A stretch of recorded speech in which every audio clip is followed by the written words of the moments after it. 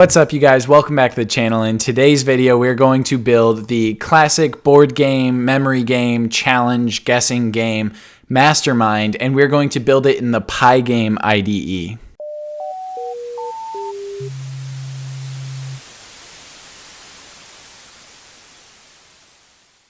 So this week is a little bit of a unique situation for me because I've built a lot of games in Python. I've used Pygame for a ton of them. I've used Kivy for a few. I've used Kinter. But what I've never done before is built a game in one graphical user interface and then decided to build that game again in a second graphical user interface. So last week and the last video on the channel, which I encourage you to check out if you're unfamiliar with Mastermind or have an interest in Kivy, but the last thing we did is we built Mastermind in Kivy. And so that's what this code was, and that's what is on the left here. That's what this window is Mastermind built in Kivy. And so this game that we're building today is going to function exactly the same as the game we built last week. So if you did follow along with that code along tutorial on the channel, how to build Mastermind in Kivy, you'll notice some repetition in this video, and there are going to be a few points where like I pull in a list or I pull in a color, and it's going to be a list that we already had. So like the answer colors, the feedback colors, the guess colors, these are things I was able to take from the project that we built last time and just copy them in, even though putting them into the Pygame graphical user interface is its own beast. So there are going to be a few times where you might be like, wait a second, where did that come from? I'll slow down and I'll try to talk about those as we go through. But this project will absolutely stand on its own. You don't have to watch the Mastermind in Kivy tutorial. This is absolutely its own project. And just to quickly touch on Mastermind as a game, for anyone who, again, didn't watch or is unfamiliar, basically there's a secret 4-color code here in the top of the window, and we get feedback by dropping in different colored pins, and each turn we get feedback. If you forget the rules, we have a menu that tells you the rules, but basically in your feedback, a white circle means you have one color that is in the wrong spot, but then if you get a red, let's see if we can get a red pin. Yeah, so if you get a red pin, then you have a color that's in the right spot. I kind of have like a little cheating system going on in the terminal window, so if I ever need to beat the game, I can. So I print out some feedback about it. But basically, the purpose of the game is to guess the same code that's hidden, and then you win. And the faster that you guess it, the fewer turns, then the better your score. So it was a fun project for me to build to practice my Kivy, but I got some comments on that YouTube video that were, hey, cool project, cool game, can you build it in Pygame? I also got some comments that were like, hey, I'm enjoying building in Kivy, so keep doing that. So we're definitely going to try to do both on the channel and keep the projects fun and new and exciting. But I thought this would be a super great project to figure out how to take code that I'd already built and convert it into another IDE. Pygame and Kivy both have reasons to use them at different times. I would say if you're just making a desktop-based game, then Pygame is probably much easier to develop in and probably a lot faster to get you to your goal. Whereas if you want something cross-platform, cross-compatible, Kivy really is the go-to package for Python. So without any further ado, I think we should dive right into the line-by-line tutorial. But really quickly, I have to say some thank yous because we just crossed 8,000 subscribers on Lemaster Tech YouTube. 2 years ago, I started this with no plan for the future, no idea what it would look like 2 years from now. I don't even think I was really expecting to be making long-form tutorials where I did games, code-along like tutorials with you guys. It just sort of took a shape of its own by finding out what worked, what people liked watching, what they didn't. So we are at 8,000 subscribers. We're going nowhere. I want Lemaster Tech to be here for a long time. I really love doing this. It makes me a better programmer, and I know a lot of my viewers and fans have been enjoying following along with these projects for years. So a special massive thank you to Dale Topley and Philip Nunez, my Patreon supporters. You guys, your support is terrific. Fleo Inc., as well as some other YouTubers that comment on almost every video and follow along as well. Your support is terrific. All the positive feedback I generally receive on YouTube is tremendous. So thank you guys so much. So excited to be at 8,000 subscribers and excited to see where we are in another year. Now let's dive right into how to make Mastermind in Pygame using Python from scratch. All right, let's dive into making Mastermind in Pygame. So again, as I said during the intro, we did this just 2 weeks ago in Kivy, the same game. And so visually, we're going to make it look as close to the game we built in Kivy as we can. So if you are the type that would like to see the same game built in 2 different IDEs, 2 different GUI packages, and see what changes you can. The 2 modules we need for this game are random and Pygame. That kind of makes sense. We want to build the game in the Pygame GUI, and we're going to want some aspect of random guess generation. So unless you want it to be 2-player where one person makes a combination and then the other person guesses it, we're going to make a randomly generated kind of like guess sequence, okay? And then by doing pygame.init, we basically say we want access to everything in Pygame. And now we're going to pick a width and a height for this game. I used basically the 9:16 aspect ratio. So 450 by 800 is basically a 9:16. This is pretty much what the mobile phone standard is. And so even though we're not building this specifically for mobile, those were the dimensions I used last week. And so that's what we'll use here. So width and height. And then set up a timer and a frame rate. So timer equals pygame.time.clock with a capital C is just us creating a clock that we can use. And then I'm going to define 60 as my FPS, and we'll use that later to control the speed of the game. All right, then go ahead and set up the screen just by saying pygame.display.setMode, and then in square brackets do width, comma, height. And we're going to use width and height a lot when we define the size of circles and shapes. So it's important that we have those in constants, in variables, I guess you could say. So then pygame.display.setCaption, we will just say Mastermind in Pygame. And that'll be the text that appears at the top of the window when we boot it up. And there will be some game variables that we'll need later, and we'll go ahead and throw them here. But for now, I think the only other setup thing we'll want to do is just anytime you're going to have any text in a game and you're making a Pygame game, you want to create a variable font and set equal to pygame.font.font. And then one that comes installed, I know it comes installed on Windows, but I think it even comes installed on Mac as well. FreeSansBold.ttf is the default .ttf text file that you can find. You're welcome to bring your own in as well. But let's go ahead and move on. So like I said, we'll have some game variables later, but for just getting the overall window set up, we don't need them yet. So now let's go ahead and make a variable. I'll call it run. And when run is equal to true, so while run, we want to, this is kind of what I always call the main game loop. So these are things we want to have happen over and over and over again. So first thing we'll do while true is we'll do screen.fill with a background color. And like I said, I did have, so we'll do BG here, and we'll create this background color. And if it seems like kind of a random color, I do encourage you to either just go to the GitHub and check out the Kivy code. But I had picked some colors that I liked from designing in Kivy last week, and I want this to look the same. So I'm going to use those RG and B values. And if this looks a little silly, it is a little silly, but I want to show where this color is coming from. So the background color that I used in my project last week was 0.125, 0.165, 0.267. And the reason I used that is a little bit of guess and check, but I liked it. It was like a cool navy color.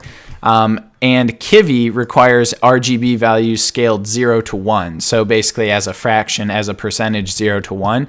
But Pygame requires RGB values as a value 0 to 255, which is pretty standard as well. So here we're just converting the RGB from Kivy into one that works for Pygame. I hope that makes sense. I know this is pretty early in the video to be pulling random numbers and math out of my butt, but there it is. Okay, so another thing we want to do in the main game loop, I just put it above screen.fill, but the order there doesn't really matter. Timer.tick at our frame rate is what controls the speed of the game, okay? Now, right now, we have an infinite while loop, meaning there's no way to get out of it. So let's go ahead and make a way to get out of it. If event.type is equal to pygame.quit. Oop, I skipped a line. We need for event in pygame.event.get here, which is just saying, hey, computer, go and get everything that's happening on my computer that you're able to register. So Pygame can register controller events here, it can register mouse events, keyboard events, all sorts of events. So if the event is pygame.quit, then we will just set run equal to false. Okay, so that is an easy little bit of code that says if I click the red X in the top right corner, exit the game. And so then what we'll do is we'll come down below the for event and make sure your tabbed, your indentation is correct. Pygame.display.flip at the same level of indentation as the for. So this is still under the while loop, but not inside the for. And then outside of the while loop, so very last line, pygame.quit.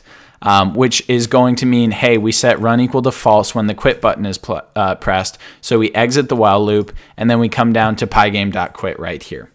Okay, so that is all we should have to do to just get a very basic navy background, phone-sized screen popping up. There you go. The text says Mastermind in Pygame. It's this cool navy background color.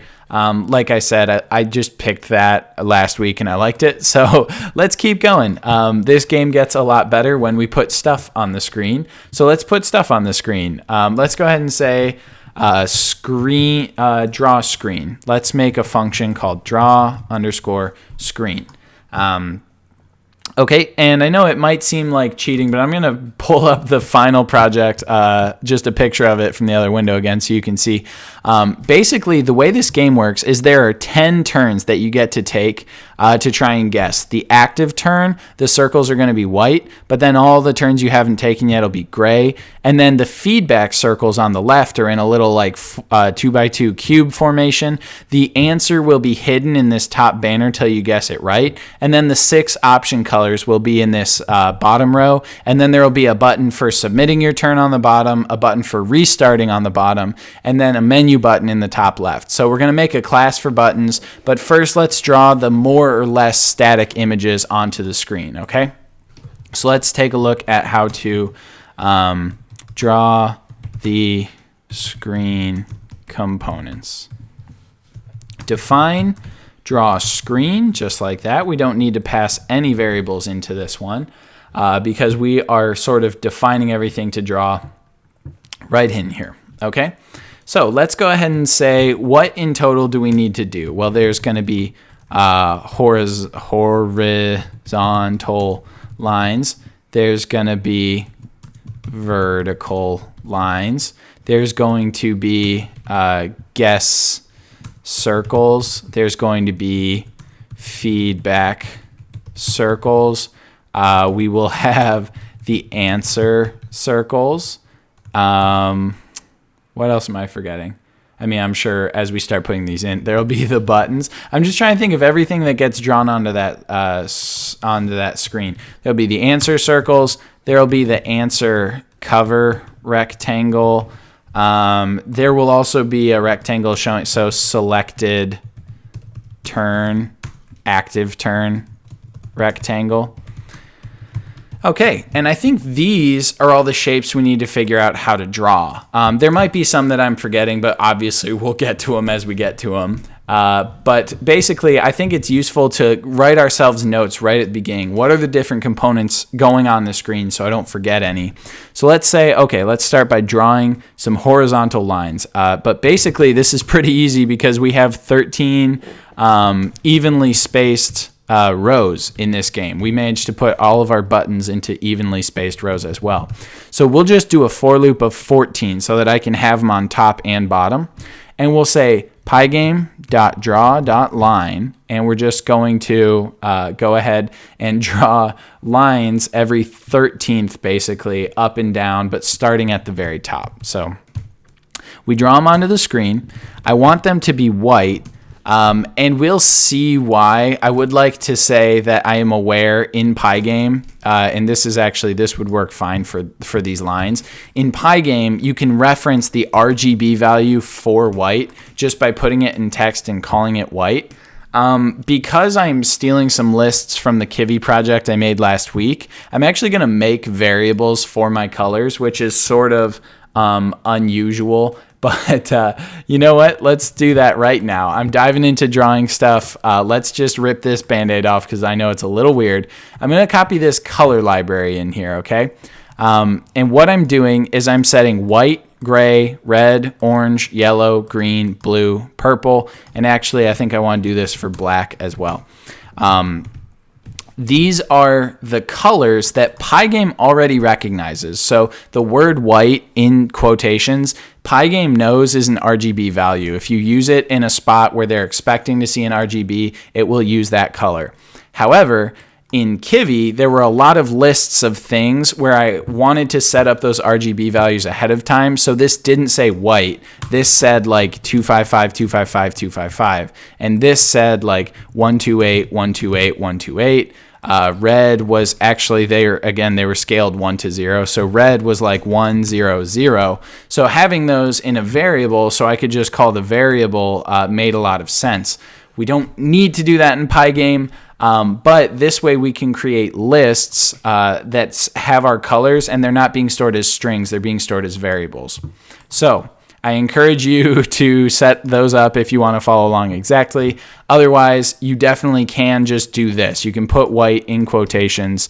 You'll see where that might come back to bite you in a little bit, but you definitely can find a way to do it without setting those variables up like I just did. Okay, so what are we doing? We're drawing horizontal lines. Right. Every horizontal line starting X position is going to be at 0. And then every horizontal line's starting white position is going to be height divided by 13 and then multiplied times I, because we're just creating a for loop using I as our index variable that will go through, and this will make it at the very top and then 13ths of the screen all the way going down until we hit the very bottom. And then the end coordinates, so these were the starting coordinates. And remember, to draw a line, all you really need are 2 sets of X and Y coordinates. So then the end is just going to be the same Y position. So height divided by 13 times I, but we're going to make the X position width. So it'll be all the way on the right edge of the screen. And then I made them thickness 3. I thought that looked pretty good. Fortunately, the way we set up this function just with comments so far, we should be able to test that and make sure it looks pretty good. Okay. So we get 13 horizontal lines. Might be kind of hard to tell because they're white, but there is one at the very top and one at the very bottom. So that looks pretty good. I'm satisfied with that. Now we're going to move on to the vertical lines, and they're still pretty easy. But these are a little bit different because they're not just evenly spaced. The way the game is played, 20% of the screen has the feedback and the menu button on the left side, but then 80% of the screen has the guessing zone and the answer zone on the right. So we basically need a left and right border and then a line at 20%. So we'll do pygame.draw.line, still putting it on the screen, still making it white. But the first one, let's just take a look at that 20%. Okay, so the X position is going to be width divided by 5, and then it'll start at the very top, so at position 0. And then the X position will still be width divided by 5 for the second point, but now it'll be height, so it'll go all the way to the bottom, and then we'll make it thickness 3. And I'm going to copy that twice, and we're just going to change this from width over 5 to 0. I mean, let's just put it at 0. I was thinking about putting it at like 1. But so this will give us a left edge line. And then I'm going to make this width minus 1 for the right edge line. And the reason I'm doing width minus 1 is because it's a thickness of 3. So if we back it off once, we'll actually get to see it over on the right edge a little bit. But let's take a look at that. I know drawing static images isn't the most fun part about building games, but it is important. Okay, there you go. We have left edges where we can put feedback. We have the right edge with the right 80% where we can put the actual like game turn mechanic. Okay, so I'm pretty happy with that. We've got horizontal lines and vertical lines. Let's go ahead and draw the answers. Yeah, let's draw the answer circles. And so for this one, we will just say for I in range 4, because there's going to be 4 answers. Let's go ahead and say pygame.draw.circle. So one nice thing too, Pygame has a shape for circle. Kivy did not. We had to use ellipses and then size them. And yes, you can make an ellipse the size of a circle, but it just saves a little bit of time having that shape actually built. And then what we'll say is we'll put it on the screen. And for now, I'm just going to wave my hand and say we're going to make a list called answer colors, and the color of the circle will be answer colors at I. So we need to remember to come back and make that list. But then the position of them is going to be basically width over 5 for the starting X position. And then times, and what I'm going to do here is going to be a little tricky, but it's clever. It'll make sense once I explain it. For a circle, you give it a center X and center Y position in Kivy. And since this list is going at the very top row and we want these circles in the middle of the top row, I know that that is 1/26th of the way down the screen, right? We separated those rows to be 13ths. So basically half of a 13th is a 26th. So the Y position for these circles is going to be height over 26. And honestly, the easiest way I could think to sort of scale these relative to the size of our window was to make this height over 30. So this is the radius of the circle. And knowing that the row is a 13th of the window, I want the radius to be as close to filling the circle without looking too crowded as it could be.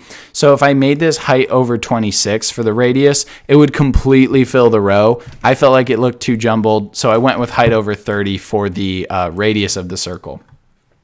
And now let's go ahead and make the answer colors list just so that you can see the circles getting drawn on the screen correctly. And so let's come down and let's say game lists. And we'll actually make a couple while we're here because we need a lot of lists and we know what they're going to look like more or less. All right. So let's make the answer colors. And every time we restart the game, this is looking forward a little bit, but every time we restart the game, we'll basically call this again. What we're going to do is we're going to say, what I want you to do is randomly pick from another list that we'll make right now, from a list of all the choices that you have. And I want you to do that 4 times. Like that's all I want for my answers list is I want 4 random colors. I don't even want to know what they are. I don't want to hard code them myself. I want you to pick from a list of choice colors. So let's do that. And choice colors is going to be really easy to make because we made those variables. So it's just going to be red. Nope, I skipped orange. Red, orange, yellow, green, blue, and purple, right?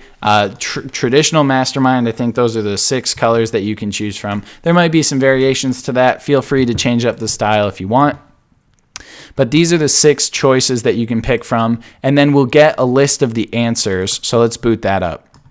We'll get a list of random 4 colors. So there we actually get purple, orange, blue, green. But if I boot this up again, that should be a totally different, orange, orange, orange, yellow. Okay, so that's beautiful. That's basically how Mastermind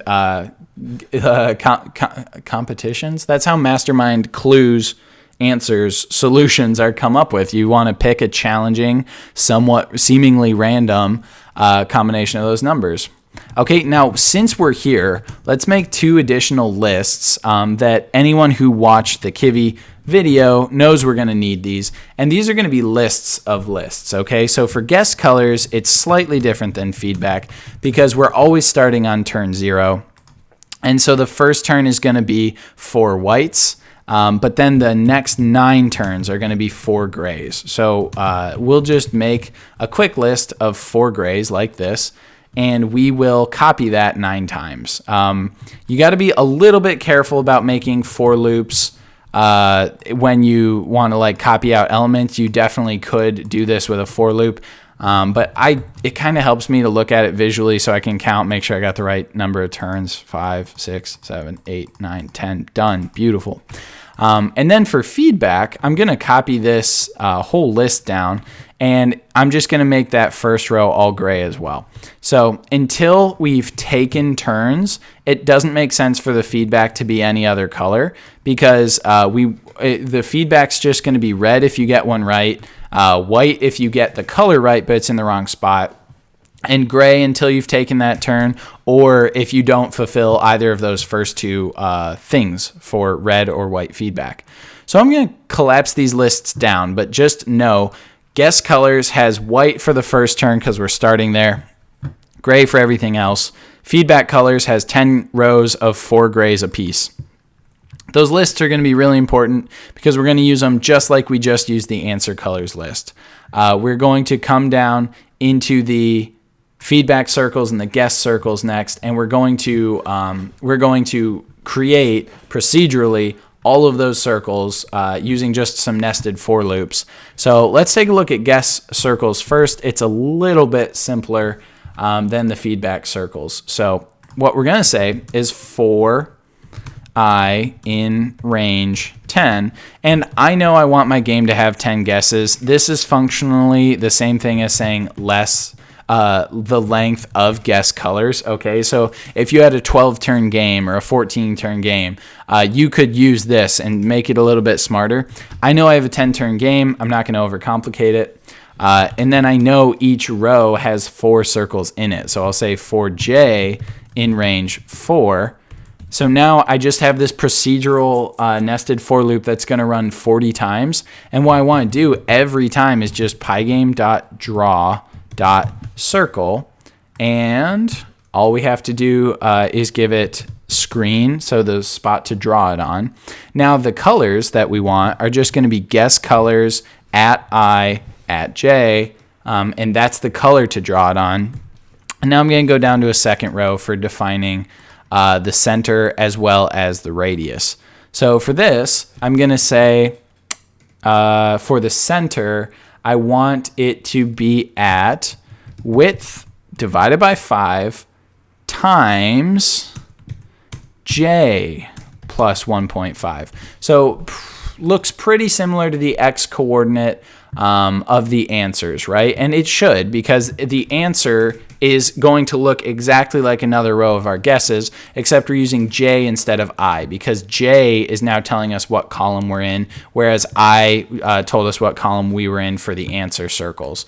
So easy enough for the X coordinate. The Y coordinate's slightly trickier because we want actually the 0th turn, the first item in that list. We want it on the bottom of the screen, but the way Pygame coordinates work is opposite from Kivy, where 0 is on the top of the window.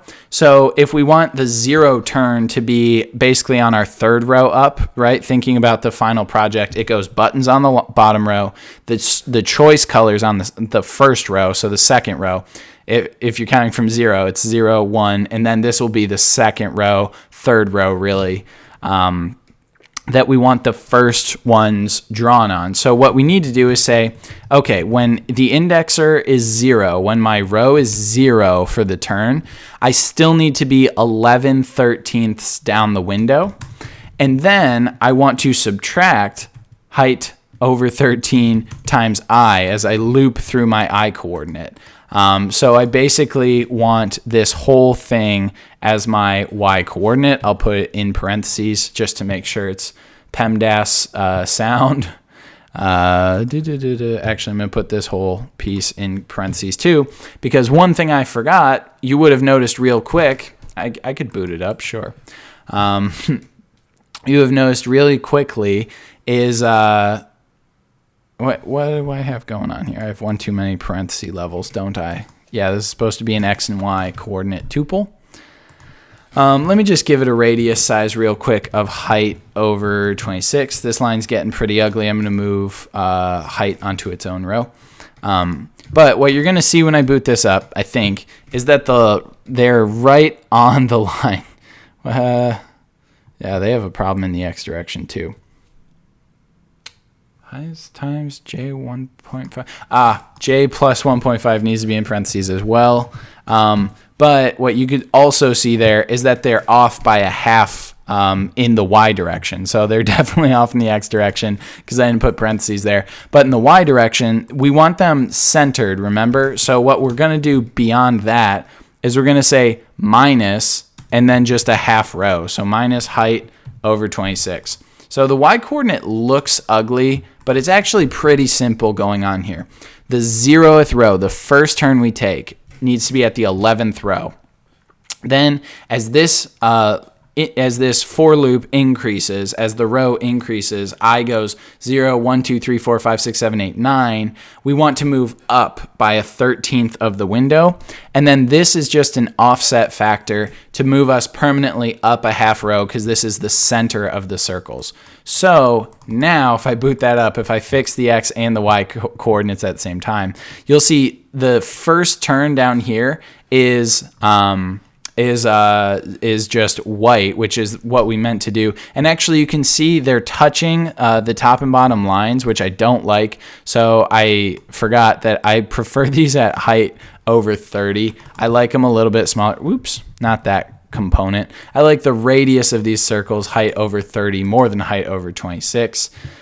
So yeah, you can see now everything looks a little bit nicer spaced, in my opinion. Okay, so obviously those are just drawing them. We're not doing anything functionally, but the feedback is going to be very similar. And the biggest difference here is that we need to calculate the row and column of every piece because the feedbacks go in like a 4x4 or a 2x2 little square. So the row is going to be just equal to j floor division 2, and I'm going to make the column equal to j modulo 2. And so basically what this is going to do, it's going to say for 0 and 1, so the first two that run through here, draw them on the top row. Then for 2 and 3, draw them on the bottom row. But then what this will say is for 0, which has a remainder of 0 when divided by 2, it's in the 0th column.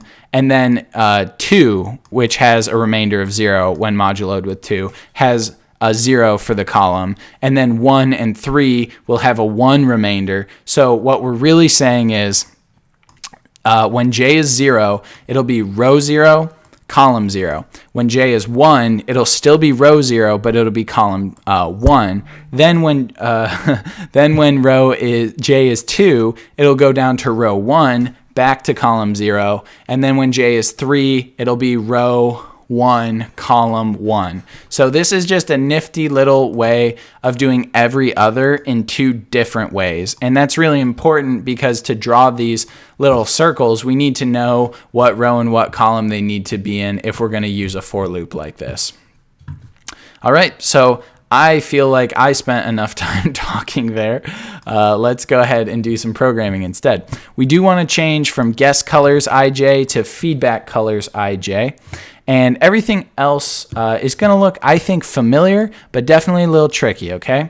So the x coordinate, I'm just using a 25 pixel padding, but basically it's going to be column times and then width divided by 12. So remember, basically what we have to work with is the first 20% of the screen. So that is width over 5. So if we wanted this to completely fill that zone, the biggest these circles could be would be width over 10. Me picking width over 12 is just kind of like when I picked height over 30 for radius. It's a little bit random, but I'm basically saying, hey, I'm strategically picking something that won't fully fill the zone just for aesthetic purposes. And this is the x coordinate for every circle.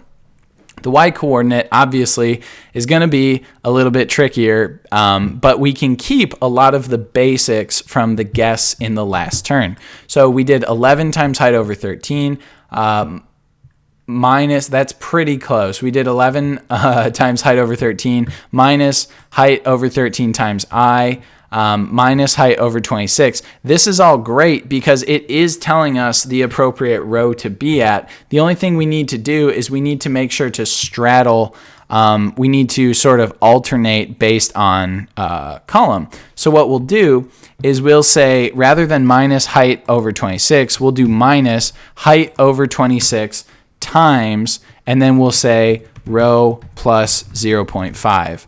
Okay. Again, I hate just throwing like random numbers out there without explaining where they came from. But in this case, it's not super scientific. It is pretty much just guess and check.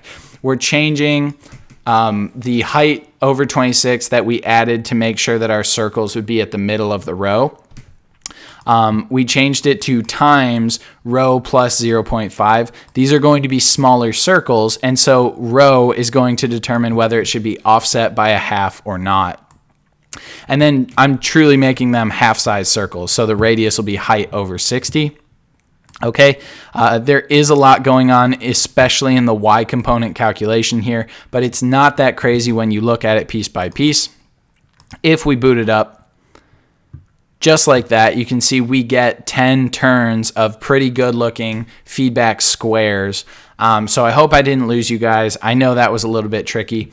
One thing that we need to do now that I'm looking at this, this circle that divides it in 80-20, or line that divides it 80-20 left to right, right to left, should not go all the way down. It should stop before this row, because this row 12 is going to be where we put the choices. And there's no reason for us to squeeze 6 circles in here when we could have the whole row, and that's not a turn. So let's come back to our vertical lines, and where this one went all the way down to height, let's just make it go all the way down to 11 times height over 13. Is that what I want? 11 times height over 13? Let's see.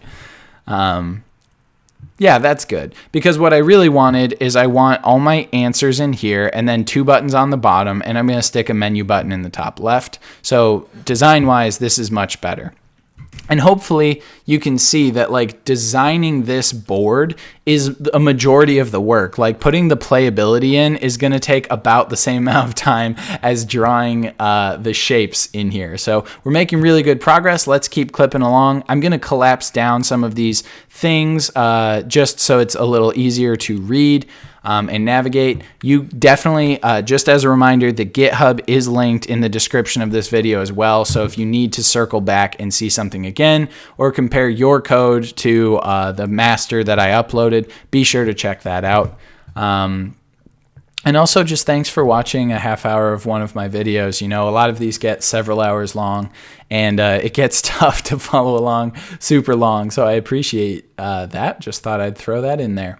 Let's go ahead and do the options. Actually, I'm seeing now I did not have a comment for that, but here we go. Let's say options, colors to select, and selected circle.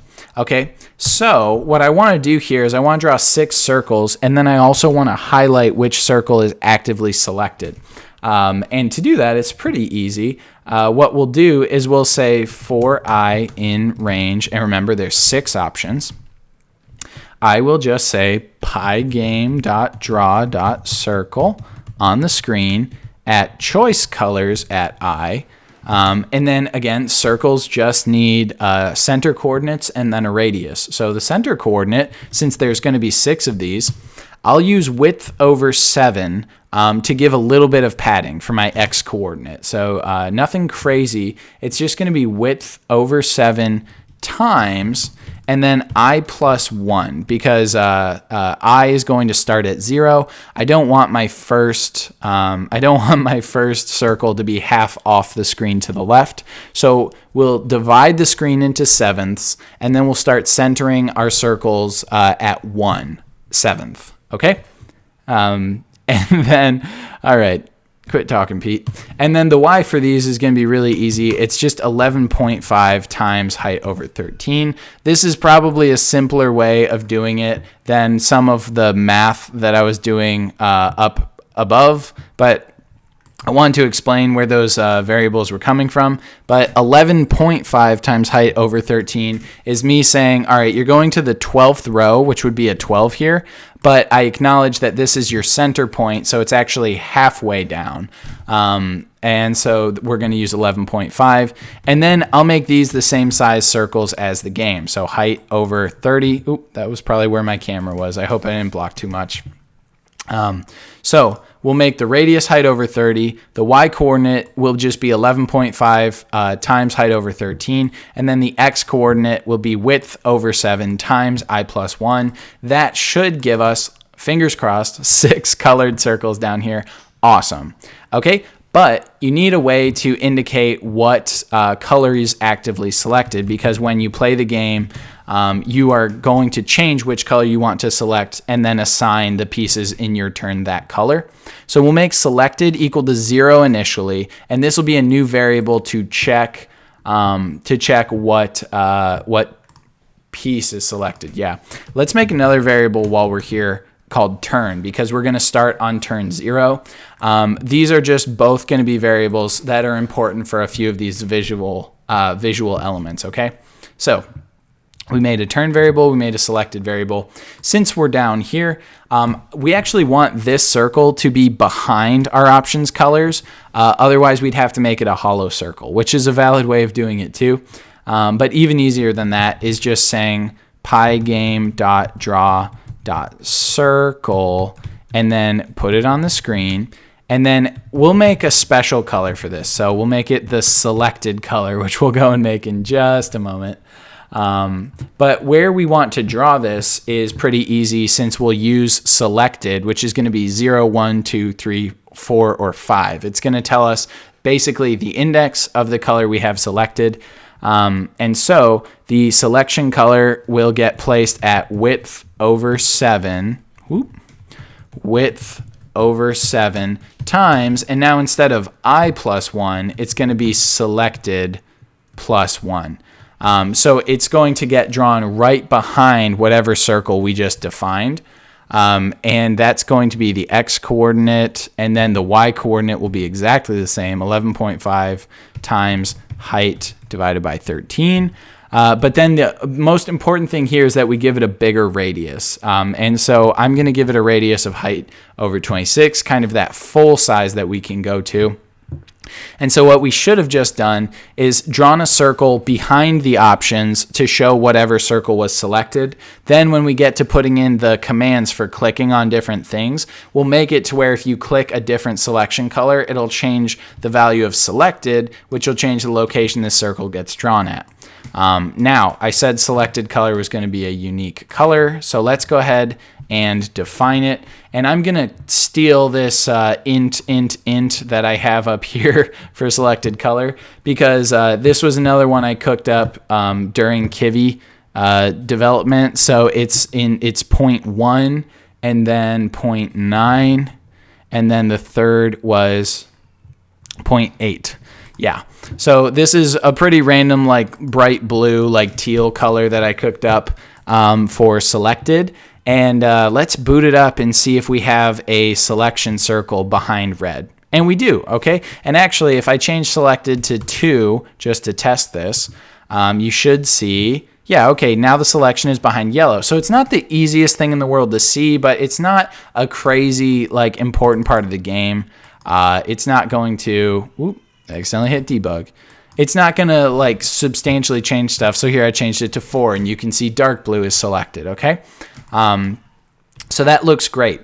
Now I think what we should do is I want the turn that you're actively on, like the white pieces sort of tell you that you're on that turn, but it'd be even better if that entire row had like a slightly different background color so that you knew you're on that turn. So let's go ahead and make like the gray box that will show up behind the active turn so you know where you are in this game.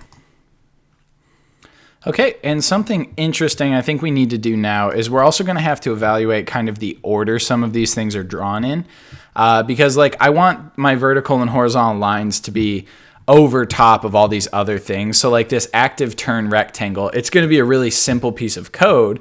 But then I think it's going to currently, if we draw it down here where I have the comment for it, it's going to cover up our circles. So like there would be a couple ways to get around it. One would be you could make it semi-transparent, but I don't really want to do that. I just want it to be drawn behind everything else. So let's go ahead and define it first, and I'll put it on the screen. And actually, I'm going to make this one light gray, not just regular gray. So there you go, using quotes instead of my variables. Because if there's one thing I hate, it's consistency. All right, pygame.draw.rect, put it on the screen, make it light gray. And when you draw a rectangle, it needs 4 arguments. And so we will say, hey, make it start at the left edge, make it 10 times height divided by 13 minus the turn times height divided by 13. And then I want it to be the full width of the window, and I want it to be a full 13th of the size of the screen. So the reason it's here is a rectangle, you define the top left corner. So if I want it in the 11th row, well, I want it to start at the top, at the very bottom of the 10th row. So this is the top coordinate that is then 1/13 wide. So that's why the 10. But if I boot this up, you're going to see what I was talking about. Hey, it's the 0th turn. It's your first turn. And it's covering everything. Okay. So just to get around that, I'll copy the comment too. Keep it there.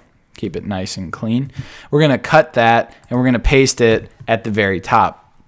And just getting ahead of it here, I'm going to cut the lines, the vertical and horizontal lines, and I'm going to put them all the way down here at the bottom because I want the lines over everything. I want the options colors. I don't know why it doesn't like my comment. That's fine. I'm going to ignore it. Okay, so now the active turn rectangle. Is behind our white circles, and you might not like the way it looks behind the gray feedback, but that doesn't actually matter because the feedback doesn't have to be easy to see until you move on to the next turn. What's really important is the feedback you've received from past turns. So that looks pretty good. Let's go ahead and say it was the second turn. Let's make sure that it actually moves up with us. Okay, so 0, 1, 2, bang. Looks great. Let's put 0 back in there, and let's take a look at the other things that need to get drawn. So answer cover rectangle and buttons. The answer cover rectangle is going to be very similar to the rectangle we just drew. And just thinking ahead here, it definitely needs to be above the answer circles. So it definitely needs to be above those. We'll just come up before all the circles, and we'll put the answer rectangle in. Okay, and what we'll say is if the game is not solved, right? So a new variable we're going to have to make, but we want to reveal the answer when you solve it correctly. But until you've solved it correctly, this should be kept a secret. So we'll say as long as it's not actively solved, let's go ahead and do pygame.draw a rectangle on the screen. And this one, I apologize, it's going to be the last custom color. But I think I called this solved color, and it was just another cool, like kind of reddish pink custom color I came up with. So I hear you guys complaining. Get over it. All right. For this rectangle, we're going to start at 20% of the screen. So you could do width over 5. One other thing you could do is like width times 20%. That's the same thing. I don't have time to explain to you the difference between fractions and decimals. Okay, so it's going to start at 20% and at the very top of the window, and then it will be 4/5 of the width. So it'll be 4 times width over 5 or width times 80% because I'm good at math. And then it will be a height divided by 13 tall. And then, close that rectangle. And what we have to do is we have to go make solved color and we have to define solved. So what I'll say initially is solved equals false. That's just a true false variable checking to see if the game has been beat. Obviously, when the game is booted up initially, it won't be. And then we'll make solved underscore, not plus, color equal to, and we'll grab this thing this integer conversion. And we'll use the values I pulled out of my butt for Kivy. So that was 0.65, 0.35, 0.45. And I can't wait to show you how sweet this looks, okay? So because solved is false, it should be visible, or yeah, the rectangle should be visible. And it is, which is great, but it's actually, Pete, I drew it behind the answer, so you can see the rectangle, but you can also see the answer, completely defeating the purpose of the screen. Oh, that's what I love about this job, though. You learn things. Okay, so let's go ahead and go after the answer circles this time because we learned. And let's make the answer cover rectangle.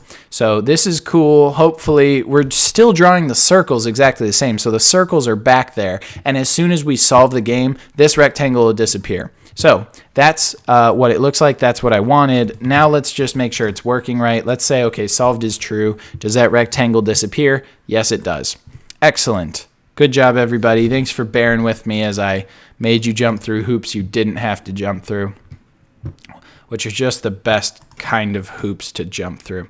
We are getting so close to being done drawing things, and then we can just build the functionality out. And I know how stoked you guys are for that. So let's go ahead and honestly, let's just say buttons. Come back to this.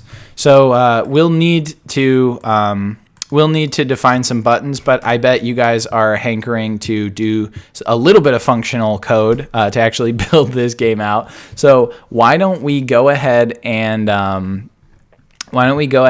take a look at maybe just how to tell that we've selected a different color. Okay, so let's make a new event type. So if event.type is equal to pygame.mouse, pygame.all caps, mouse button down. Okay, so this is a click. This means we clicked a button on our mouse. What we'll say is okay, if it's not actively on the menu. So this is something you have to think about when you have a sub menu or something that can be pulled up and clicked through. You have to make sure that you can say if not menu. So we're going to have a variable that tells us whether the menu is active or not. When we boot the game up, it will not be active. This is an easy way some people would make to force you to see the instructions before the game starts. You would just make menu equals true, and then when the game boots up, the menu will boot up. I'm going to make it to where you have to select the menu if you want the menu. But what we'll say is, okay, if not menu, then what I'll say is basically I want to check if you've clicked somewhere that would be selecting a color. So I would say if the event.pause 0. So this is your X coordinate of your mouse click. And I want to make sure that it's in the correct spot. So basically we can use 14ths of the screen. This is going to get a little mathematical, but bear with me. We made this window in terms of sevenths. Okay, so the center of the red circle is at 1/7, which means its left edge is at 1/14 and its right edge is at 2/14. And then the center of orange is at 3/14, 4/14, 5, 6, 7, 8, 9, 10, 11, 12. 13. Okay, I'm counting poorly, but you get it. We divided the screen basically up into sevenths to draw those circles, but we can use 14ths to check if we've clicked in that zone. So there's several ways to do collision detection. You could create a rectangle representative of each of those circles and check if your event point collided with that rectangle. But a little more direct is we can just check, hey, was the spot that I clicked less than 13/14? And this is just a nifty little bit of chaining comparators. But we're basically saying, hey, was the X coordinate greater than 1/14 and less than 13/14? And if it was, we could be in that zone where I selected a color. But beyond that, we need to make sure that the Y coordinate was past 11 rows. So basically, yeah, event position 1. Event.pause 1, and that's probably where my camera is, sorry. So the Y coordinate, I'll go ahead and move this whole and onto the next row, if I can. I'm sure I can. I just always forget //, who knows. Okay, so if we are past the 11th row, but we are before the 12th row, basically, or yeah, because we started counting from 0, then that means that the y-coordinate was also in that same position. So this is just a somewhat complicated, but also very clever way, I think, of picking what row, what am I trying to say here? Yeah, of detecting if we clicked in the selection zone. And what I'll do then is I'll say, okay, well, the x position is equal to event.pause at 0, which is the x coordinate, and then floor divided by 14ths. So the purpose of this line is just to tell me which 14th of the screen the x coordinate was in. And so this is getting me which 14th the x coordinate was in.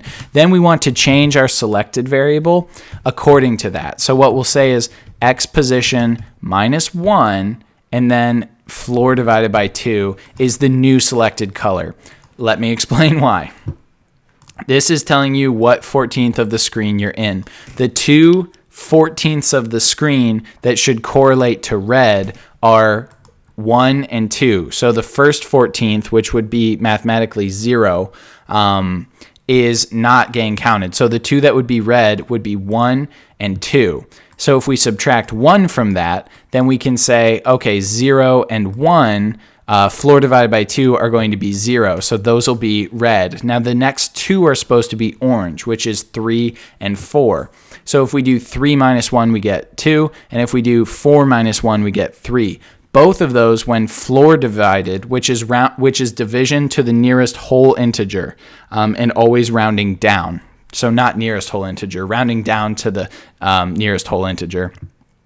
So this is just a little routine saying, hey, whatever I clicked in that zone, change the selection color accordingly. And this is easy enough to test, right? So if we click orange, there you go. The blue circle that we set up ahead of time is now changing when we click. And yes, if you click in this clear space between red and orange, it's going to still change. And so it's not pixel accurate selection. But why would anyone click here unless they were trying to click one of those circles anyways? And since this isn't really a game like a shooting game or anything like that where pixel perfect precision actually would be something that would drive you nuts, I think for a selection process, this is a really easy way of doing it. So there we go. We have our first functional kind of interaction, which is changing the selected color. Similar to what we just set up will be how we assign colors to the circles in the active turn. So I think that's the best thing to do now is let's take a look at how to assign a color based on our selected color. And to do that, I'm going to take this entire if. It's still something we want to keep under if not menu, so I'll leave it under that conditional. But now I'll say elif width is, and this is a little different. It's just width 5, right? So it's basically the 20% of the screen that we want to avoid. And we don't need a less than because all the way to the right is guessing zones. But we do still need to check the y-coordinate. And this time it's slightly more complicated because we need to check that the y-coordinate is at 10. Yeah, so 10 minus turn. 10 minus turn. Yeah, times height over 13. And then it needs to be less than 11 minus turn times height over 13. So basically this is just us saying, hey, the one vertical row that you're allowed to click on and assign colors to changes as turn changes. So this is us saying use the right 80%, click on the circles, and we'll assign the color to you. Now we have to change this from width over 14 to width over 5, but the math is the same. It's going to tell us which fifth of the screen you clicked on. And then what we'll do is instead of changing what selected is equal to, we change what guess colors at turn, and then the column is actually going to be x position minus 1. And we're setting it equal to choice colors of the selected, the choice colors of whatever color we have selected. So get rid of this row where we change selected, okay? What we're doing is we're using the X position to determine what circle is getting clicked on in our guess colors list based on the active turn and the X position that was just clicked on. And then we use the selected color from our choice colors list to change the color of that circle. So this, in total, just these little, like, what is that, 8 rungs of code are actually pretty much how the game is played, okay? So you can choose a color. I'll choose yellow, and I make the first one yellow. I probably need an integer conversion here. Yeah, it thinks something I'm doing is a float, so it thinks I'm making float math. So let's take a look at where we could stick an integer conversion. My gut says let's just take this division, because when you divide, even though we know that like this is going to give us a whole integer, when you do division, sometimes it makes it, rather than like a 1.0. It's just a guess. I'm trying to do this on the fly, but that does appear to work, okay? And the cool thing about this game is that you could have a few different theories. You could click them down and see how they look, and then you could check back on your clues, and you're able to overwrite it the whole time until you hit the submit button. So this is cool. This is working really well. I can assume, or we can test real quick, that if this was a 2, instead, and we were up on the second turn, let's just make sure that those are now the ones we can change. Yeah, great. So I can use any color, and I can only change the active turn ones. If I click up here, nothing happens. If I click down here, nothing happens. Terrific. So that seems to be working really, really well. I think we're at the point where we have to put the buttons in because the rest of the functionality is tied to buttons. Restarting, opening the menu, submitting a turn. Those are the 3 things that we're going to do with buttons.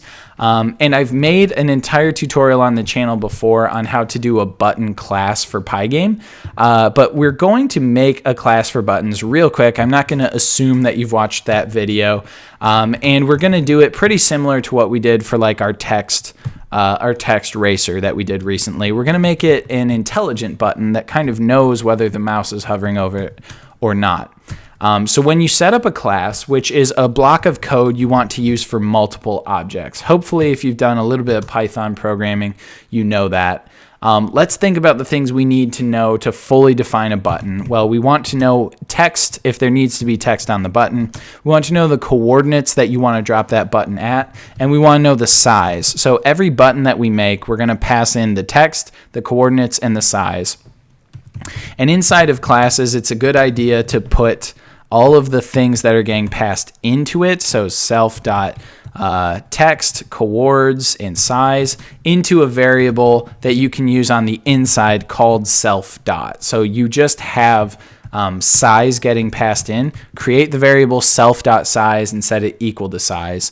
And then what'll come in handy for some of the drawing stuff is let's go ahead and just define a rectangle object without drawing it here, just so that we can reference the rectangle of that button later when we're doing collision and stuff. And to define a Pygame rectangle, it actually just needs the X and Y starting coordinate and then the width and the height. So if we set this up intelligently, we can pass in a tuple of X and Y coordinates and then a tuple of width and height, and we can fully define the rectangular object using just those shapes, okay? So basically, that's how we initialize the button class. Now let's go ahead and define what's going to happen when we call a button and we say we want to draw. And like I said, it would be simple enough to do just pygame.draw.rect, but I want to make it smart. I want to say if self.rect.collide point, so the rectangle we already defined, .collide point with mouse coords. Okay, so if it collides with the position the mouse is currently in, and we'll go make mouse coords in a sec. I realize we don't have that just yet. And mouse underscore buttons 0. So left click. All right, so we're basically checking to see if the left click and the coordinates of the mouse. Before I do too much more defining stuff in the button class, let's figure out how to just get the mouse coordinates and the actively pressed buttons and store them somewhere, okay? Let's come down right under screen.fill, right before draw screen, and let's say, hey, mouse coords is equal to pygame.mouse.getPosition. Okay, that's going to give us an x and y tuple for the mouse position. And then we want to say mouse underscore pressed, and let's just do pygame.mouse.getPressed. Okay, so now we have a list of all the buttons on the mouse and whether or not they're pressed in true false manner. If you ever need to see what those look like, you can print like mouse. You can print mouse pressed if you're curious, and then boot this up and then try clicking all of the buttons on the mouse to see, oh, that's left click, that's right click, that's the scroll button, that's if I click the scroll button, that's if I scroll up, that's if I scroll down. Mouse pressed will tell you all those things. I don't feel like I need to do that right now. I just described it for you. Great. But I called that mouse underscore buttons, so let's be consistent. Okay. Alrighty, so let's come back up here. Basically what I'm saying is, hey, if the rectangle is over the button and you're clicking, then I want to visually reflect that I'm being clicked, even before building any like functionality in and saying, oh, this button needs to do this, that button needs to do that. Then what I want to do is I want to say, okay, well, in that case, I want the background of the button, I want the color to be light blue. Then what I'll say is, okay, elif self.rect.collide point with mouse coords, and I'll just leave it at that because now I'm saying, oh, the mouse is hovering over it but hasn't clicked on it yet. And in that case, we'll just make it light gray. And then what I'll say is, otherwise, the mouse is not over it. The mouse is not hovering over it, and no one's clicking on this button right now. So we'll just make it regular. We'll actually make it a dark gray button so that it stands out from all the other gray things, okay? Then what we'll do is we'll do pygame.draw.rect. We'll put it on the screen. We'll make it whatever color we just cooked up. And then the rect object we've already defined as self.rect, so we'll just use that. Yeah, and that's freaking sweet. So this class should work. But one thing I want to do as well, just to make it pop a little, there's a lot of stuff going on this window, is I'm going to make it a black border. So just a hollow rectangle with a width of 1 around the edges, just so that you can see the boundary edges of your buttons. So that's an easy way to make a border. And then, of course, we're passing in the text, so we need to display the text. So we'll do this in one line. We'll do screen.blit, which is a block transfer. It's going to push something onto the screen. And then we'll do font.render, and we'll define the text right here. And the text to define is going to be self.text, whatever we passed in. And then we need to tell it to true for anti-alias. It's just a smoothing function. And then we're going to say, hey, I want my text to be black. Again, I made a variable for this, so I'm using the variable. You could put it in quotations. Pygame knows that you want the color black. If you put it in quotes, I made a variable for it, so what the hey. All right, now that's it for font.render, but for screen.blit, first part is telling it,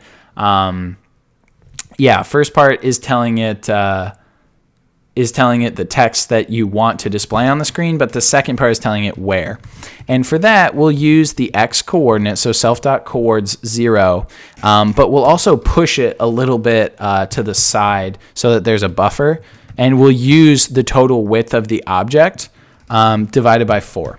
Okay, so we'll say, hey, give it 1/4 the buffer of the button. It's just going to look better that way. If you have a really long button, it'll move your text about 1/4 of the way towards the center. If you have a really short button, it'll keep it pretty close to the left edge. So that'll be it for the x coordinate. Now let's talk about the y coordinate.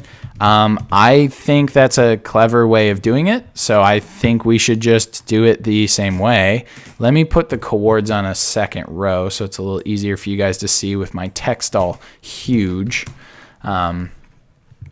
Self.coords1 plus, and then for y, I think it would make more sense, self.size 1 divided by 3. So because for y direction there's less variability, but also the text is just a little bit taller. Like yeah, you're not varying in the Y really. The X could be however long or short we make the text, but the font is always the same height. So let's move it down a third. And that should look pretty good. Obviously, you are welcome to change any of these style related things, but I think that's basically it for the button class for now. So we're saying, hey, draw it on the screen. And we're initializing it. I'm going to minimize the button class. We may circle back to it. We may not. But I think now what we've done is we've created a shell of code that is ready for us to define 3 buttons. And then we should easily be able to plop them down in the draw screen function and get them on the screen. So let's just define the 3 buttons. I've mentioned them a few times already. We're going to have the menu underscore button, and we're going to have the submit underscore button, and we're going to have the restart underscore button. Okay, and the menu button will just be equal to capital B button. So that's the name of the class that we made. The text we want to pass in is menu. The X and Y coordinates for where that one should start are 0, 0, top left of the screen. And then width over 5 is how wide it should be, right? That's that 20% that we gave it. And then height over 13 is how tall it should be. So let's go ahead and copy that for both of the other ones. This is going to be submit. And rather than 0, 0, this one will have an X coordinate of 0.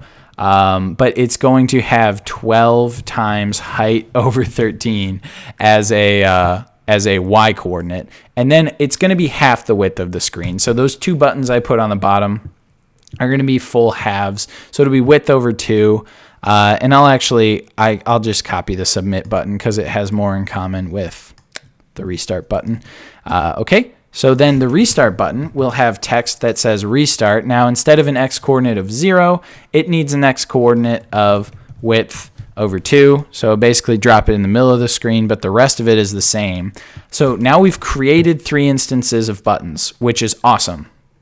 But then what we need to do is we need to call the draw function somewhere so they display. And if you remember, in our draw screen function, I had a little thing that said, hey, come back to this for buttons. What we'll do now is we'll say menu button dot draw, and then we'll do the same for the others. Submit button dot draw. We don't really have to do anything else. Restart button dot draw. Okay, so we haven't built into the event handling what to do when they're clicked yet. So we'll come down here and we'll do that next, and it's gonna be pretty easy. But let's go ahead and run it and make sure that they're displaying correctly. Yeah, because something happened. Oh, has no attribute chords. Did I make a oopsie chords? Self.Coors. Chords. There we go. Coors is a banquet beer. All right. Self.Chords. There we go. Let's hover over one. Ooh, it turned light. Let's click the left button on it. It turned blue. Hey, submit. It turned light. It turned blue. It turned light. It turned blue. All right. So again, I haven't said what to do with these buttons when I do click on them yet. That would be something you can make a case for making it as part of the class or putting it in your event handling. I think I'm going to put it in my event handling because I'm kind of a devil-may-care programmer. But we are getting so close. Really, the big piece of functionality we'll have to put in is checking a turn when you hit submit. That's kind of the big piece of really like heady programming still going on. But let's just one step at a time take a look at what to do with each of these buttons, okay? And I think we should start with restart because man, oh man, is that the easiest button. You can click it at any time and it will always work. Like whether the menu's open or whether it is not, the restart button will give you a brand new fresh slate. So what we'll do is we'll say if restart button dot rect. Hey, we defined the rectangle of that button in the class so we can use it right there and say dot collide point with event.pause. So just like that, we're checking if the rectangle is getting clicked on kind of in a separate way. Like we are already doing that math inside of the button to detect the color, but it's really easy to do it this way as well. So hey, if the rectangle is getting clicked when the mouse is down, Well, let's set menu equal to false. Let's set the turn back equal to 0. Let's set solved equal to false. We're just basically restarting everything. And then what we've got to do is we've got to change everything that could change. So the guess colors, the feedback colors, and the answer colors, and reset them to how they look at the start of the game. So guess colors, guess colors, feedback colors, answer colors. And we have to set them back to how they look in the beginning. So I'm going to collapse those because they're easier to look at this way. But basically, we're just reinstantiating everything back to how it looked in the beginning, and that's it for the restart button, okay? So let's run that real quick. It should be able to do that for us right now. I mean, all it's going to do really is give us a different answer. It'll give us a different like thing we're working towards right now. But it clears everything out, okay? So it appears to be working. Next button, probably the next easiest thing to do, would be take a look at how to open and close the menu using the menu button. And so what we'll do is we'll say, all right, if restart button, great, do all that. Then we'll say elif menu button. And we're going to use elif because, hey, if one of these things happened, then the others aren't going to. You can't click multiple things at once in this game. So then what we'll say is, all right, you've clicked the menu button.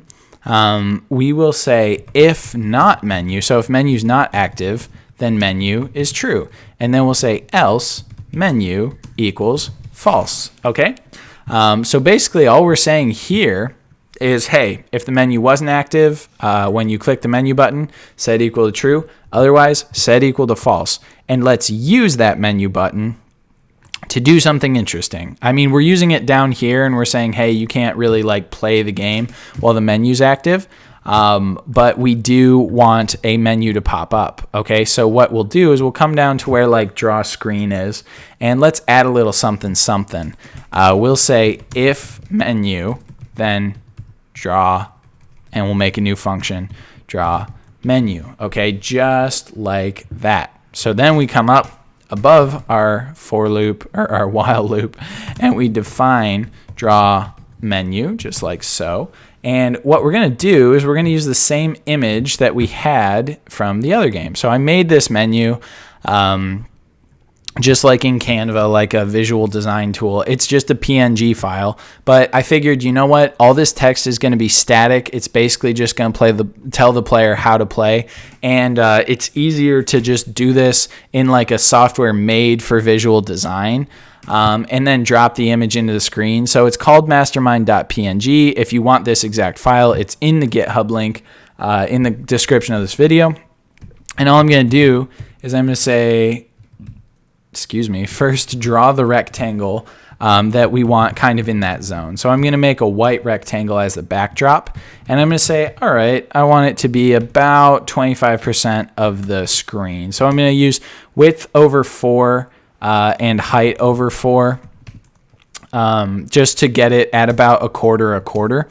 And then I'm going to use width over 2 as the height, and width over 2 as the width, and then height over 2 as the height. But then because this is going to be a border, I'm using a +5, 5 padding on all the sides.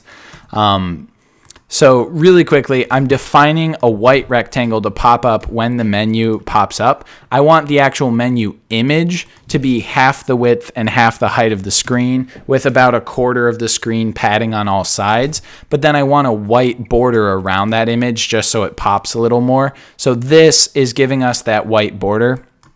But it'll also let us see that the menu button is working, because right now menu is not active. I can change these colors. And then if I hit menu, there's this rectangle that will have the instructions for how to play the game on it. But now I can't change the color and I can't change these because, hey, the menu's active. Then if I hit menu, it goes away and I can go back to playing my game.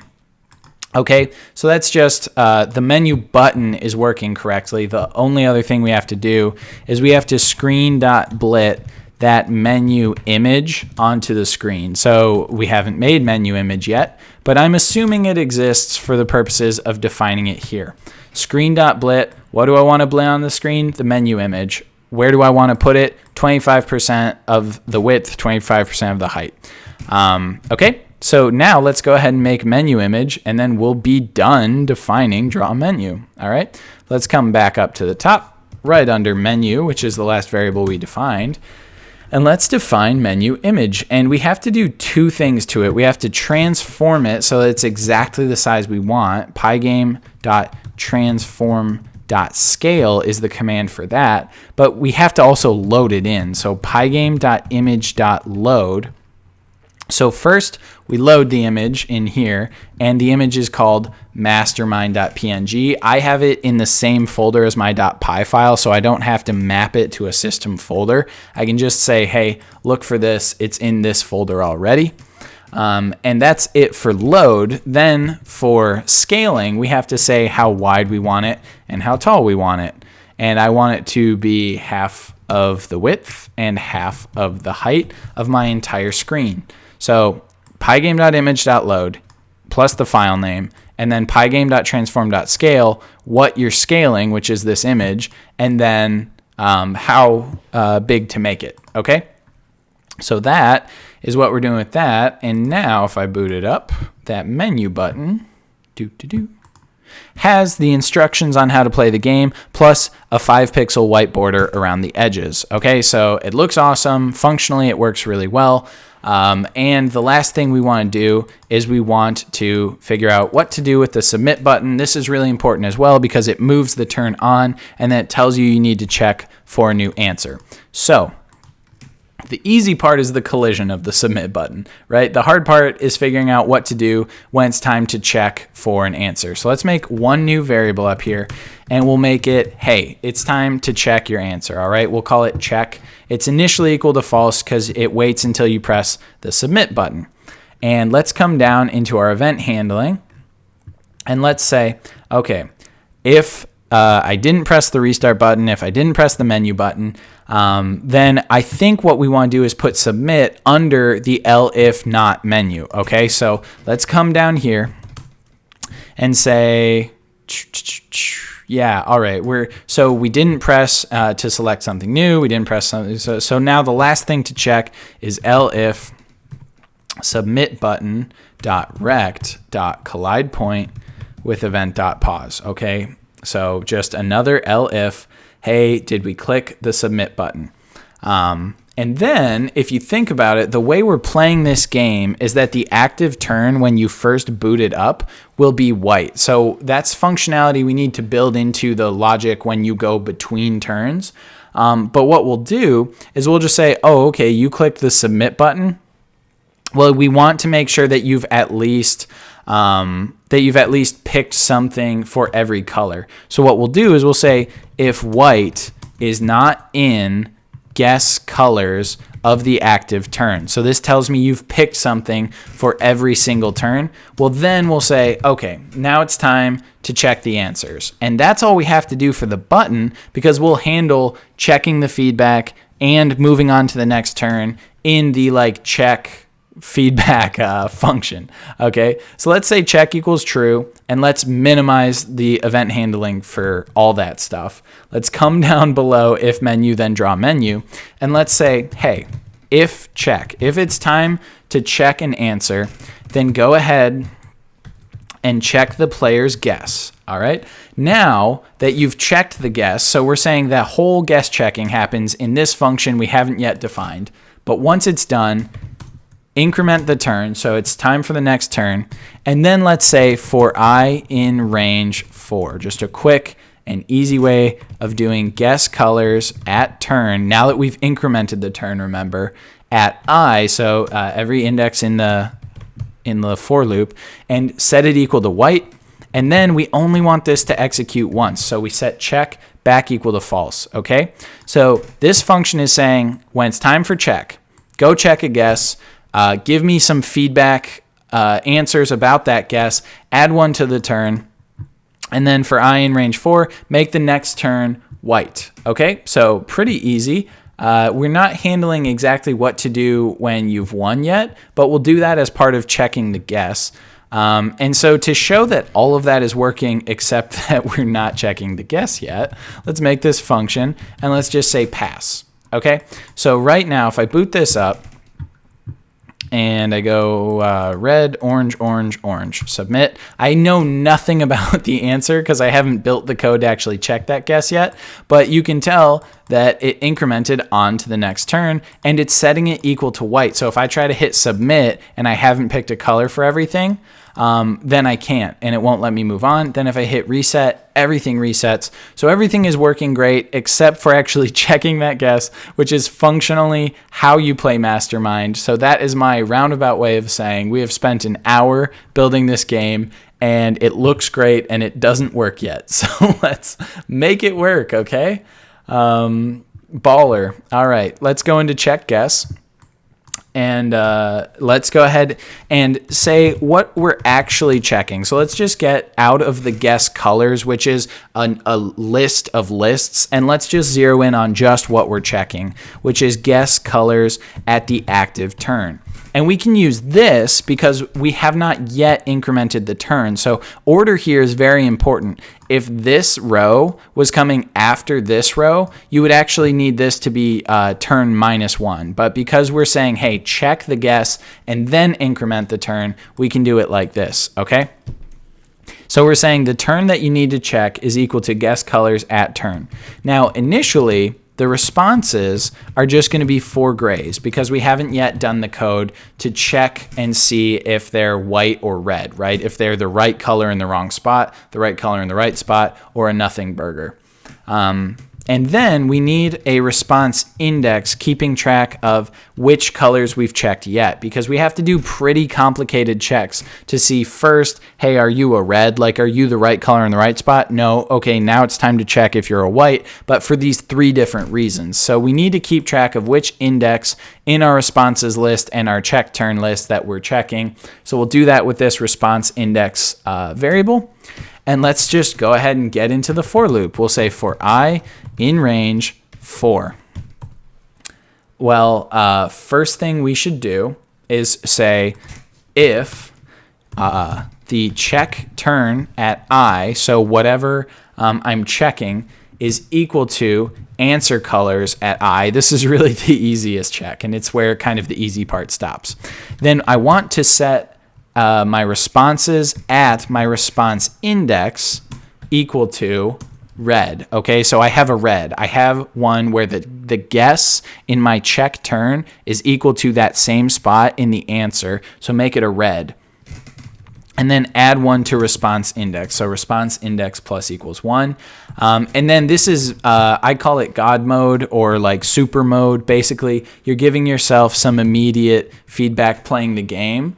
And so I'm going to say, hey, this color is in the right spot. Oops, that was all supposed to be outside of the curly bracket. And this is just me printing to the console some stuff while I play and test so that I know if my thing is working. It kind of helps me track the code. You do not need this print line, especially if you were giving it to like a friend to play. You wouldn't want it.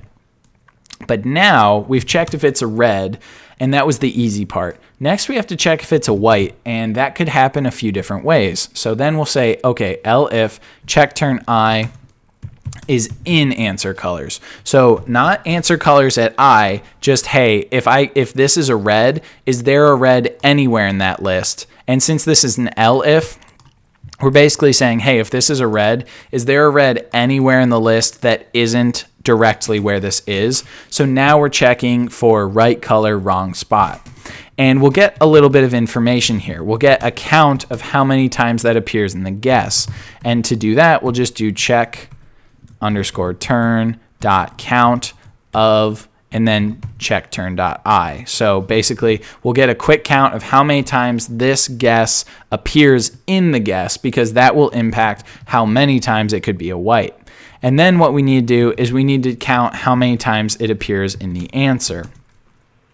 Okay, so if answer colors dot count and then check turn at I. Okay, so what we're doing is we're seeing how many times whatever I currently is, red, blue, orange, yellow, green, purple, doesn't matter. we're checking how many times that appears in the answer total and how many times that appears in our guess total. And then we're going to make some Booleans. So this is going to be a true false saying, hey, am I the only input? And that's going to be equal to a statement. So that's going to be equal to guess count equal to 1. So only input is a variable that will give us true or false if this guess only appears once. Okay?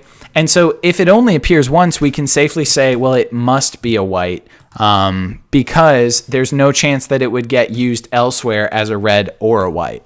But then what we can say is several outputs. Okay, so it could also immediately be a white if it appears in the answer more total times than it appears in the guess. So if the answer count is greater than or less than the guess count, greater than or equal to the guess count, then that's true. So this is T or F if more in answer than guess. Okay? And the last scenario where it could be a white is kind of the hardest one, where it appears in the guess more times than it appears in the answer. We have to check if this is the first, second, or third time that we've seen it. So to do that, we have to make a couple more variables, and we have to make these indexes, and we have to check the indexes of this color, and then we have to say answer indexes. So if you don't like these, you could say guess indexes. Do whatever you want. I'm not the boss of you. All right, so answer indexes. And since we're in a for loop, we have to use J now because this is a nested for loop. And we'll say for J in range 4, right? It's the turn that we're checking against.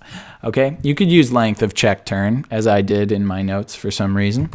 What we'll do is we'll say, all right, if check turn at J is equal to check turn at I, so the color we're checking against, and check underscore turn at J is not equal to answer colors at J. So this is us saying, all right, I've identified you as a possible candidate for a white. So these underscore indexes dot append, and then the index value of J. And then we'll say if answer colors at J is equal to check turn at I and check turn at J is not equal to answer colors at J, colon, sweet. That was a pretty good bit of coding that I don't think I messed up a ton. Answer indexes dot append J. Okay, so this is us going through and checking for every place that this color, check turn I, appears in both the guesses and the answers where it's not already in use as a red, meaning it is the correct, it's a red, it's the correct color in the correct spot. And we're making two lists of all the places it appears in the guess and all the places it appears in the answer. And we determine whether we should count this or not. So another Boolean variable, count this one. And the way we determine whether or not we should count it is if these indexes dot index of the value of I, okay? So the index at which I appears, if the index where that appears in our list is less than the total length of the answer count, of the answer indexes, then we know we haven't already used this one for a white. And I'm going to quickly go back through that because even if you watched me build this in Mastermind in Kivy a week ago, it was probably pretty confusing then, might be confusing again here. You could run into a scenario potentially playing this game where you guessed 3 blues and there's only 1 blue in the answer. You don't want 3 whites. That would be misleading and telling you that 3 of the colors were in the wrong spot, but they were the right color. Really, you only want 1 of those. So let's say 0, 1, and 2 are the indexes of your blues, and 1 or 4, 3 is the index of the answer blue. This is going to go through and put 0, 1, and 2 in these indexes and 3 in answer indexes. And then it's going to come through and say, hey, count that first one. So the length of answer indexes is just 1. And these indexes, the index at which 0 appears is 0. So 0 is less than 1, count that one. But then the index at which 1 and 2 appear at are 1 and 2. And so count only the first one. So this is, I know it's a little bit complicated, especially for kind of a project that up to this point has been pretty easy for a beginner to follow, or at least beginner intermediate. I'm not trying to make it seem easier than it is. But I know this is a little bit complicated, but these rungs of code are what you need to make sure that you only count indexes once. And then what we can say is, okay, if only input or several outputs or count this one, if any of those three things are true, because again, we assigned all three of these variables to true false statements. So this is a comparator. This is a comparator. This whole thing is a comparison that's going to return true or false. So if only output or several outputs or count this, then responses at the response index is going to be equal to white. Okay, so all we do is we say, hey, then we found a response index where it should be white. Okay, and then again, just my little superpower mode. I like to say F and then tell them the color. Check turn at I. Well, that bad boy is in the answer but wrong spot. Okay, so I just tell it, hey, you got a white, basically. Then what I want to do is I want to say, hey, right before I return this, I want to shuffle it. Because actually, a tricky part about Mastermind, especially if you play against a person, is they don't have to give you the same answers in the same order. So say you got the first circle is red and the first circle in the answer is red. They don't have to make the first pin red in their answer. They're allowed to change those around. They're just telling you aggregate data about your guess. So to replicate that, we're just going to shuffle the responses. And then what we'll do is we'll say for I in range 4, because there's 4 responses. Let's say, all right, now the feedback colors of the current turn are equal to responses. Should be responses at I. What's happening here? The color is equal to. No, I think we're good, right? Shuffle response. Yeah, responses at I. Feedback colors of turn. Actually, I don't think we want to do this 4 times at all, do we? Am I crazy, you guys? We can just overwrite, right? Like we can say feedback colors at turn. Well, we could either get rid of this I, this would work, or we can get rid of this for loop, that would work, right? Right? Someone? Yeah, it'll work. I don't know, I believe in myself. If responses.count, last thing, and then we'll play this game. We'll play this darn game. If responses.count at red is equal to 4, that means you got 4 reds. That means it is completely true. Solved is true, and let's pop the menu up saying, hey, you beat it, okay? So what we need to do is we either need to pass these in and return them, or, hear me out, slightly easier. Some people are going to get upset at this, but you knew it was coming. If we call the globals of solved and menu, then we're saying, hey, these variables exist in the outside world. I want to be able to edit them inside this function without having to pass them in, return them, blah, blah, blah, blah, blah. This is way easier. None of you Python Puritans can bring me down. This is what I'm going with. Okay, this rather complicated check guess function, which we saved for absolutely last, should work. Let's go ahead and run through this. And let's do red, orange, yellow, green. Submit. We get 2 reds, and my little cheater in the bottom is saying, hey, red is in the right spot, and green is in the right spot. So let's keep those. Let's try a blue and a purple. And now they say, okay, green is in the right, red, green, and purple are in the right spot. So what that tells me is that if my checker is working, then we have 2 of something. Uh-oh. We have gotten worse. Red, purple, green, and maybe another green? Uh-oh. Green and purple are in the right spot, and so is red, and we haven't solved it yet. Red, purple, green. Let's try a second purple. Boy.